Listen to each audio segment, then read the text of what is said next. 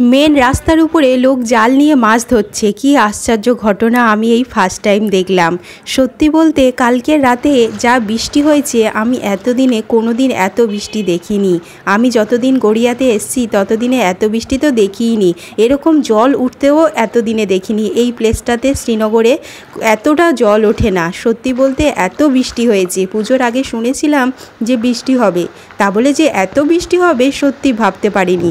জানি না কতটা ঠাকুর দেখতে পারবে মানুষজন। সত্যি বলতে দেখো, একদম পঞ্চশা থানার সামনে একদম এক হাঁটু জল, এত জল জমে গেছে। এই জল কতটা কম হবে সত্যিই বলা যাচ্ছে না। এখনও পর্যন্ত বৃষ্টি চলছে, প্রায় বেশি জোরে জোরে না হলেও অল্প অল্প। আগে জল জমতো, বাট কিছুক্ষণের মধ্যে জলটা ক্লিয়ার হয়ে যেত। এখন তো মনে হয় এই জলটা বেশ একদিন থেকেই যাবে। পুজোর আগে এরকম অবস্থা দেখে সত্যি খারাপ লাগছে। আমি তো বাড়ির মধ্যে বসে আছি, ও গেছে ওর কাজে। ওকে বলেছিলাম বাইরের কি অবস্থা সেটা একবার ভিডিও করে পাঠিও।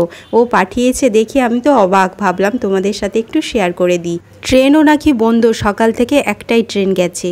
আজ তাহলে আসি, টাটা।